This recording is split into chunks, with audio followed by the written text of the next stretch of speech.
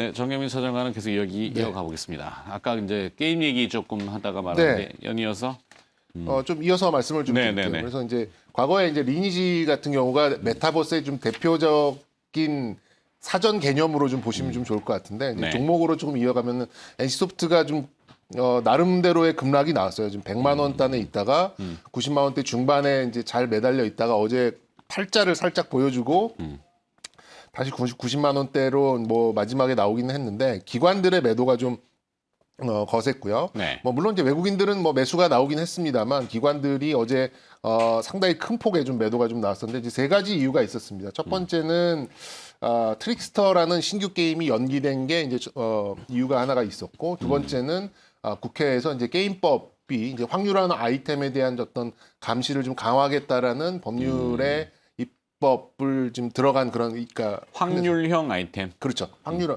그러니까 속된 말로 뽑기라고 하는 네. 이제 거기에 좀 제재가 될 가능성이 좀 있으면서 리스크를 좀 느꼈던 것 같고 마지막으로는 지금 일종의 약간 불매 운동 비슷하게 이런 그러니까요. 과금을 많이 하는 뭐 수십억 뭐 그 과금을 해서 게임을 하는 유저들이 굉장히 많습니다. 뭐 저도 이제 다른 비공식 자료를 봤을 때는 뭐 40억, 80억 뭐 3년 동안 그렇게 게임에 돈을 쓰시더라고요. 그래서 뭐 1억 언저리 쓰는 사람들은 뭐 그 축에도 끼지 못하고 하여튼 네. 정말 좀 큰 과금을 했던 그런 사람들에 대해서 진정한 여기는 메타버스잖아요. 이게 메타버스인 거죠. 네, 약간 굳이 3D는 아니고 이제 2D 형태이긴 하지만 네. 굳이 이제 게임 하는데 그 머리 아픕니다. 그게 멀미 나요. 근데 이제 어쨌든 이 게임을 하면서 과금을 많이 했는데 그 과금을 많이 하면 이런 거죠. 기대하는 거는 뭔가 아이템이나 이런 것들이 훨씬 많이 쓴 만큼 뭔가가 돌아와야 되는데 그게 뭐 한 뭐 5천만 원도 안 쓴 사람하고 뭐 수십억 쓴 사람하고 차이가 없어지는 그런 상황이라면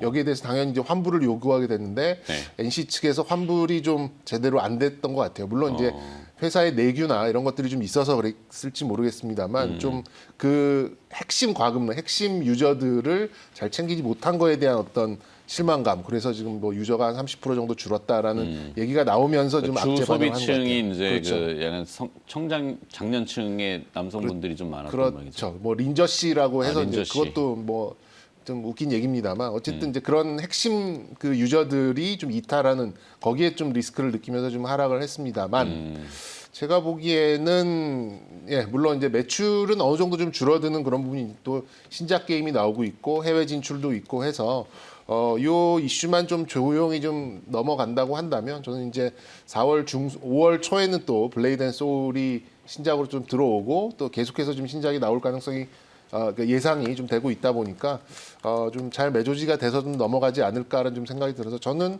NC소프트 만약에 뭐 80만 원대로 다시 한번 좀 내려오는 상황이 있다면 그건 좀 기회가 될 수 있겠다라는 의견도 좀 드리도록 하겠습니다. 네.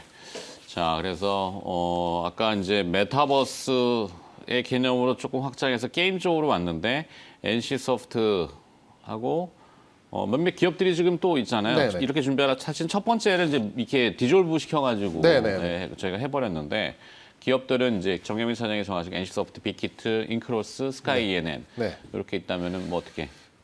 전 다 괜찮은 회사라고 좀 생각이 들고요. 만약에 이제 뭐 한국형 메타버스라고 해서 조금 이제 관심이 나올 가능성이 있다면 아까 말씀드렸던 스카이 ENM 같은 스카이 종목이 뭐 ENM. 될 수는 있겠습니다만 네. 그래도 이제 핵심적인 걸로 보면 뭐 이건 빅히트 소형주기 때문에 네네. 조금 빅히트 쪽이 쪽으로? 약간 플랫폼, 그다음에 상거래 쪽으로 이어진다면 인크로스, 인크로스. 이 정도로 좀 볼 수 있겠고요. 네, 인크로스는 저희가 늘 많이 강조드리지만 이 수급도 조금 많이 변하는 것 같고 연기금이 들어오고 있고 계속 그리고 이제 SK 텔레콤이 티딜 T 스퀘어라는 걸로 이제 사명 변경을 하게 되면 그렇죠. 이제 T 딜이라는 거기에 가지고 또 다른 있는 플랫폼을 인크로스도. 가지고 인크로스가 협업을 통해서 뭔가 만들어낼 수 있는 게 인크로스도 많은 것 아마 같아요. 이름을 좀 바꿀 가능성도 좀 있고 SK 자를 넣어주지 않을까 그렇지 싶습니다. 않을까 예. 싶어요. 네. 그렇게 되면서 이제 이커머스를 좀 더 강화하는. 네. 자, 두 번째로 가보죠. 두 번째 이렇게 준비하라 이슈는 화학주 얘기입니까? 네, 믿고 보는 화학주입니다. 어떤 의미인가요? 일단 그 어제도 이제 기관들의 매수세가 좀 연속적으로 나오는 업종들에 대해서 좀 언급을 좀 드렸었는데 네.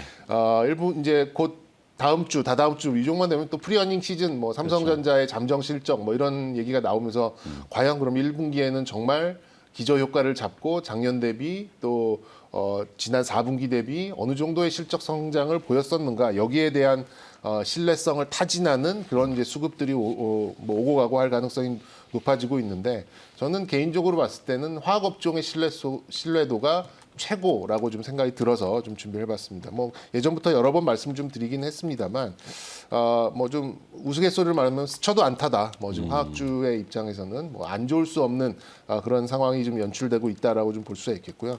조금 한 발짝만 좀 들어간다 보면은 이제 원유에서 이제 뭐 휘발유나 뭐 이런 거 빼고 이제 납사 또 옛날 우리 이제 기술 시간에 배웠던 나프타를 뽑아내서 거기에서 이제 폴리 제품, 폴리에 관계된 그런 원료를 뽑아내죠. 뭐 폴리에틸렌, 폴리프로필렌, 뭐 PVC 이런 것들을 좀 뽑아내는데 이런 것들이 이제 전년 동기는 뭐 말할 것도 없고 지난 4분기 대비해도 엄청 좋은 그런 마진 구간을 지금 가져가고 있습니다. 그래서 이런 것들을 뽑아내는 회사들이 이제 롯데케미칼, 대한유화, 한화솔루션, 효성화학 또 뭐 LG화학 정말 초호황으로 좀 볼 수가 있겠고 지금 더 한층 더 좀 깊이 들어가서 본다 그러면 지금은 라텍스잖아요. 스판덱스, 그렇죠. 네네. 라텍스, 효성 캔실에 네, 우리 지금 뭐 주가 뭐. 효성자 들어가는 이 원료 회사들이 엄청난 그런 상승이 나오는 이유를 따져 보면 지금 이제 섬유 또 라텍스 여기에 또 해당되는 이 원료들이 이제 뭐 폴리스틸렌, 뭐 스티렌 모노머 이런 것들이 있는데요. 이런 것들의 원료와 가격이 다른 원료들보다도 훨씬 더 타이트하고 그리고 훨씬 더 마진이 높은 그런 상황에서 중국의 가동률이 좀 계속해서 떨어지고 재고도 떨어지고 하는 상황이라면 정말 비싼데 계속해서 재고가 없는 상황이 연출이 되고 그러면 이 호황 상황이 지속될 수 있겠다라는 상황이 나오면서 이제 라텍스 또 스판덱스 이런 쪽에 좀 호황이 유지되는 그런 상황으로 좀 보시면 될 것 같습니다. 그래서 과거처럼 어떤 차화정 시절에 나왔었던 막 이 찍어내는 대로 중국이 막 계속 빨아들이는 그런 상황은 일단 섬유 쪽만 조금 강하게 나오는 상황이긴 합니다만 제가 보기에는 코로나 상황이라는 특수성 때문에라도 지금 현재 이 화학 업체들의 어떤 호황기는 최소한 1년 이상은 좀 유지될 가능성이 좀 높기 때문에 이번 1분기에 정말 거기에 지금 수혜주 운에 또 막혀가지고 네. 뭐 유류의 이동도 지금 상당히 제한적이고 많은 컨테이너선들도 밀려 있고 그렇죠. 하다 보니까 물동량이 떨어지죠. 여러 가지 케미칼 쪽도 섞여 있을 거란 말이죠. 굉장히 많습니다. 네. 예, 뭐 그런 원료들의 그런 그렇죠. 문제가 좀 지금 현실적으로 좀 나오고 있고요. 뭐 그런 면을 봤을 때는 화학주들은 하여튼 무조건 좋은 실적이 나올 수밖에 없다라는 네. 좀 말씀드리고 싶고 그러면 상대적으로 조금 어제 반등이 좀 세게 나왔었던 한화솔루션 요건 이제 PVC는 여러분 아시는 뭐 파이프를 비롯해서 뭐 이런 타일 또 바닥재 이런 것들에 들어간 뭐 창호 이런 것들이 들어가죠. 이런 네. PVC에 관련된 한화솔루션 그리고 라텍스의 원료를 좀 생산하고 우리 뭐 장갑 같은 거 그리고 여러 가지 섬유에 들어가는 라텍스 원료를 생산하는 금호석유 이 두 종목 좀 집중해서 보도록 하겠습니다. 네. 그러면은 기업은 좀 정리를 하려면은 LG 초호황은 뭐 기업명이에요? 그거 좀 잘못 들어갔네요. 네. 예. 뭐 저렇게 여러 가지 관련주는 저 두 가지고요. 두 가지. 지금 이제 초호황, 저렇게 압축하는 게 낫죠. 롯데, 대한유화, 뭐 한화, 효성, LG 다 지금 초호황 국면에 있다. 이런 거를 말씀드리고 싶습니다. 알겠습니다. 자, 이렇게 준비하라 두 가지 들어봤고요. 잠시 또 시청자분들과 투자자분들의 관심 종목 상위 알아보고 그다음에 리포트 정리하고 갑니다. 신민영 아나운서 준비하고 있습니다. 자, 이제 또 개장이 임박했습니다. 네. 뭐 호가들 접수되는 거 보면 분위기는 어떤가요? 네, 뭐 무난할 것 같고요. 오늘 어떤 이제 글로벌 시장들의 다른 변수들의 특징만 보더라도 좀 무난하다라는 게 좀 특징인 것 같습니다. 일단 네.